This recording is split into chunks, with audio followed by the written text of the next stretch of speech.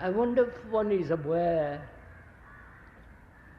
of what is happening to our minds,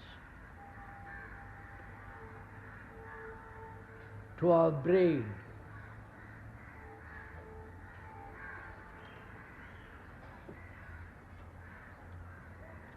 If one is aware of the extraordinary capacity of the brain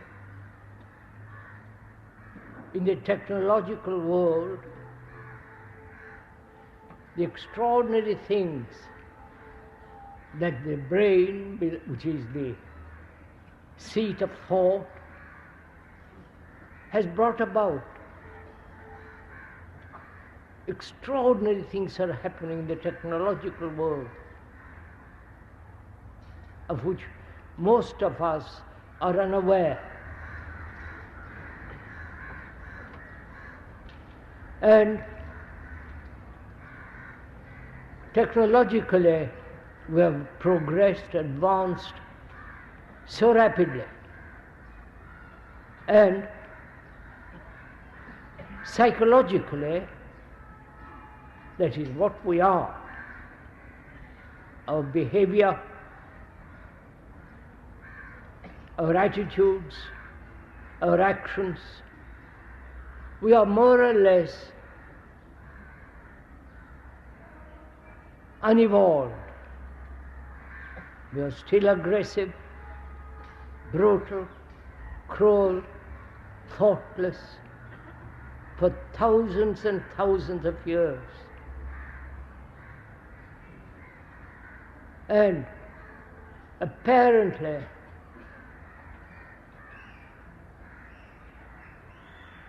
man is still behaving more or less as he behaved 40,000 years ago. And if one had that same energy, that same intensity as one uses in the technological world, if we could go very, very deeply into ourselves and go beyond ourselves, the brain has infinite capacity there too. But very few have taken that journey. Very few have gone into this question, whether the mind, the brain, can ever be free, totally free. And therefore, inquire very, very deeply, search out beyond what lies beyond, if there is anything beyond thought. And we are going to talk over that presently. Some of you perhaps have heard of genetic engineering. That is, man has not progressed, evolved to the same extent as the technological efforts. So, the genetic experts say that they assume a factor, a creative element handed down from father to offspring, certain tendencies, qualities. This is what is called in part of the beginning of the engineering, genetic engineering. They are saying, since man, you have not changed fundamentally for thousands of years, perhaps, and they assume that man can be changed through genetic interference. We are putting it very, very briefly. It's a very complex question, which we're not going to discuss. But we must understand what's going on. That as human beings have not deeply changed their characteristics, their way of life, their violence, they are hoping through certain chemical and so on to change the genes, the factors of that create certain characteristics from the father to the son.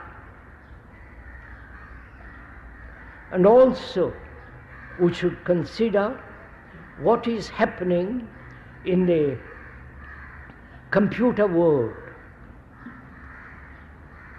We cannot neglect all this. The genetic engineering and what is happening in the computer world. They are trying, perhaps successfully or not, to create a mechanical intelligence, ultimate intelligence through the computer, which will then think much more rapidly, more accurately, and inform to the robots what they should do. This is happening already, and they are trying, as we have talked to others about this matter, they are trying to bring about a machine, a computer, which has ultimate intelligence. You understand all this? So, there is on that one side genetic engineering, on the other the computer taking, acting as human beings, inventing generation after generation of computer, improving, and so on. I won't go into all that. So, what is going to happen to the human mind? You understand? What's going to happen to us when the computer can do almost everything that we do? It can meditate, it can invent gods, much better gods than yours.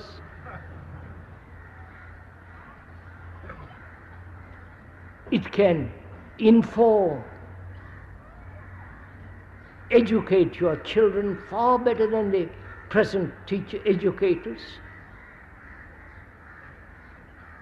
And it will create a great deal of leisure to man.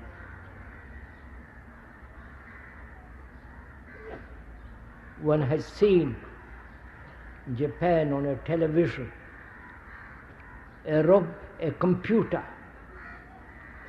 instructing a robot how to build a car. And the robot did some mistake, the whole machinery stopped, and the computer told him what went wrong. And the computer did the right thing, and the whole thing started. You're understanding the nature of all this, the significance of all this. That is what is going to happen to our minds when the computer and the genetic engineering are rapidly advancing. What's going to happen to us? We'll have more leisure. The computer and plus the robot will do a great many things that we are doing now in the factories, in offices and so on. Then man will have leisure. And how will he use that leisure? You understand? Please go into this with me for a while. If the computer can outthink you, remember far more than you do, calculate with such astonishing speed, and gives you leisure. Either you pursue the path of pleasure, which is entertainment, cinemas, religious entertainments,